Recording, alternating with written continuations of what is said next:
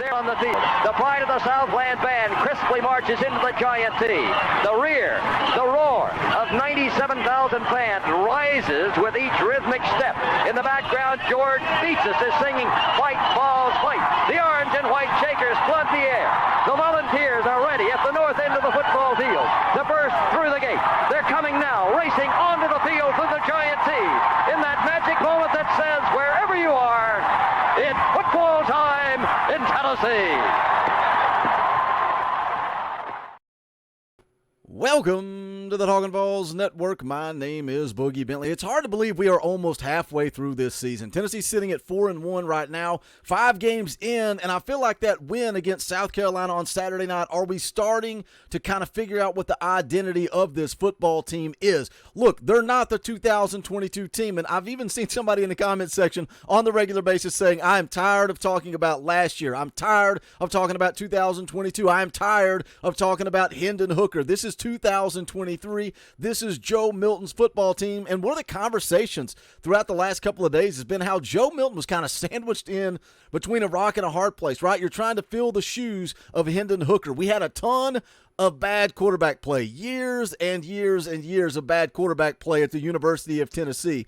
Enter Hendon Hooker. He kind of became a legend. He should have been at New York for a Heisman Trophy presentation, but the bottom line is Joe Milton is sandwiched between Hendon Hooker and Nico Iamaleava, the guy that we think is going to be the next big thing for the University of Tennessee. Now, this is not 2022. What is the identity of this football team? A lot of you guys sent me a video from J.D. Piquel kind of talking about just this. This is a different football team. I want to take a look at some of his comments and break them down and talk about who is the Tennessee Volunteers. Who are the Tennessee Volunteers in 2023? But as always, do me a favor, smash the thumbs up just below the video. It is quick, free, and easy. I would greatly appreciate it. Also, if you're new to the Talkin VAWLS Network, welcome.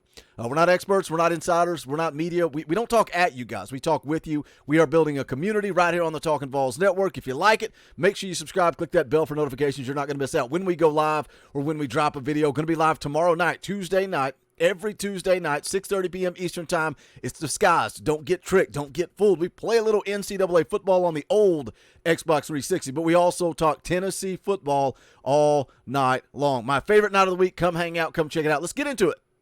Let's take a listen to J.D. Piquel talking about this 2023 football team and who they are, how they differ. Let's take a listen. This team and the way that they do things feels different, looks different, and the box score looks different.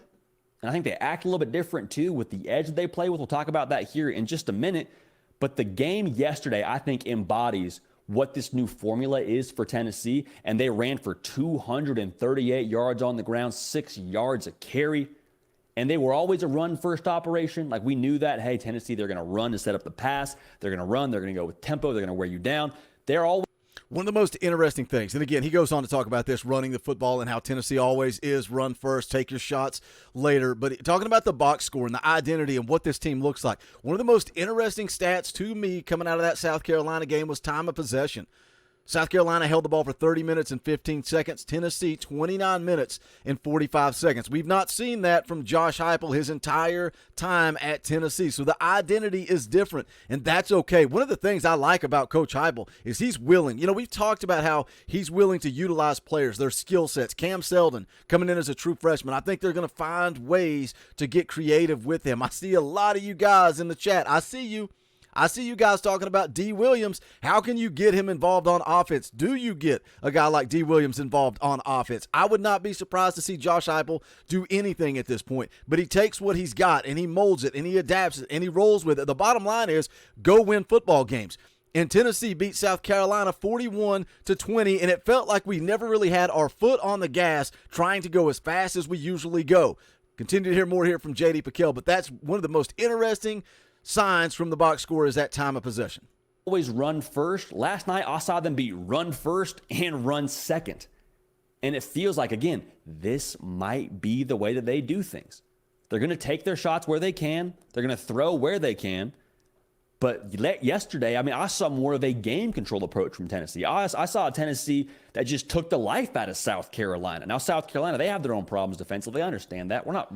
Took the life out of South Carolina. One of the big keys going into this game was be physical on both sides of the line of scrimmage, on the offensive side, on the defensive side. I feel like Tennessee whipped South Carolina up front, and that was the difference in the game. And again, you can go look at stats and see that South Carolina ran the football for 132 yards. 75 of that came on one play. That's still in the books. It still happened. You can't erase it. You can't make it go away. But if you clean that up, top to bottom, Tennessee was very physical at the line of scrimmage and played well against the run game. Obviously, we know what they did on the defensive line, getting after Spencer Rattler, but controlling the game. You know, one of the most interesting drives was right out of the locker room at the half. You go out, you go quick, you go one play for a first down, second play for a first down. You're getting ready to go for that third series or third set of downs, and you slow down.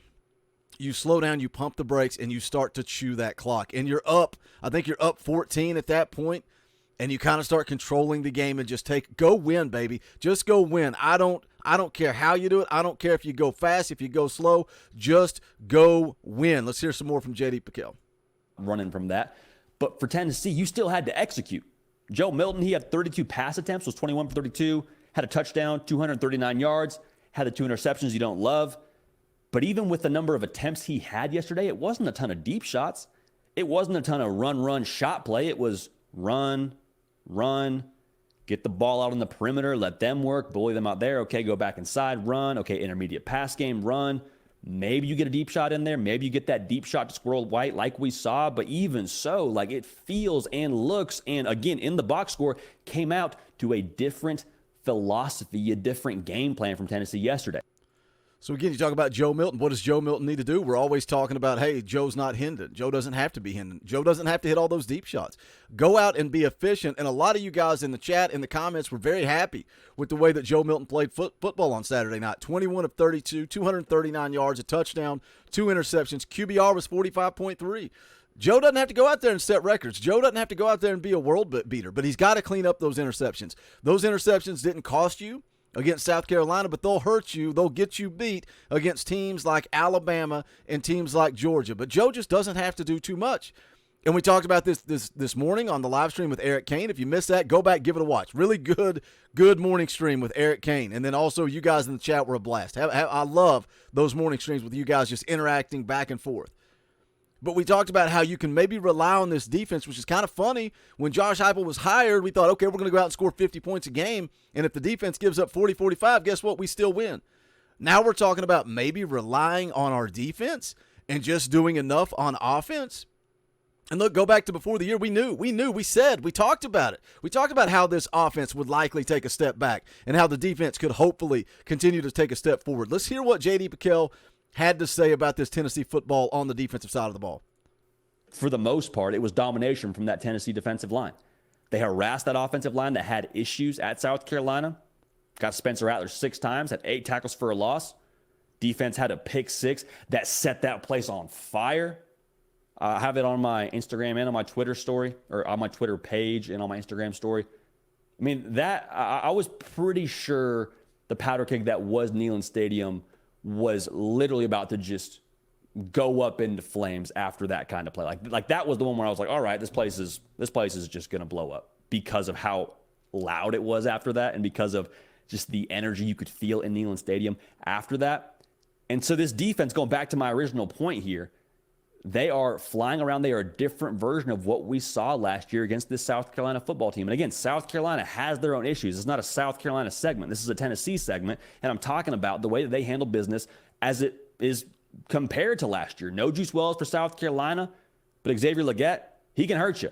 And he would have hurt Tennessee had they allowed him to. They didn't. He was held to 50 yards receiving. Tennessee handled business. Tennessee was much more of a... Talking about Legette and how Tennessee shut him down, and he had 50 yards receiving. How much of that came off of the fake punt?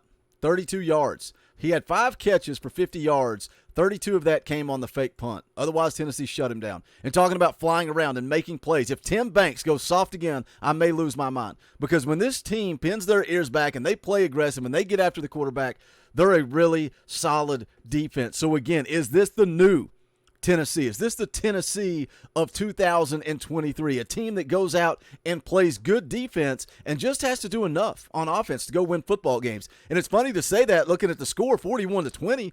Going out and scoring 41 points, I can live with that. I can be satisfied with that. Right now, points per game, yeah, we were spoiled last year. Tennessee, number one scoring offense in the country.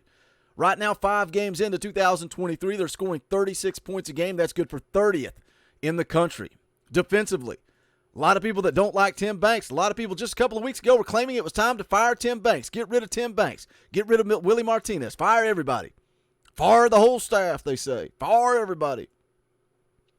Tennessee's given up 17.8 points per game. That's 27th in the country. Tim Banks continues to improve this scoring defense. And again, went a little bit more in-depth with that this morning, talking about recruiting and what this defense can look like in 2024. You continue to recruit at the level that the defense is recruiting.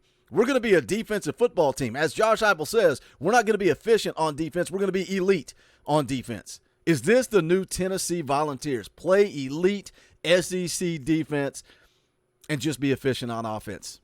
I like that we can change year in and year out. Last year, what a lot of fun. Number one scoring offense in the country.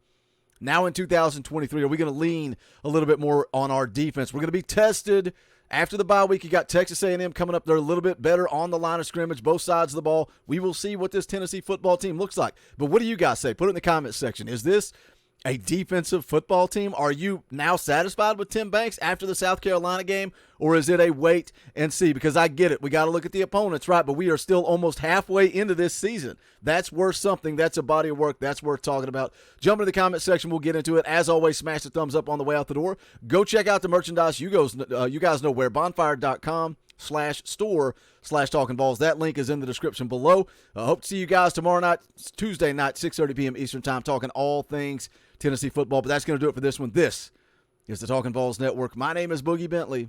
Go Big Orange.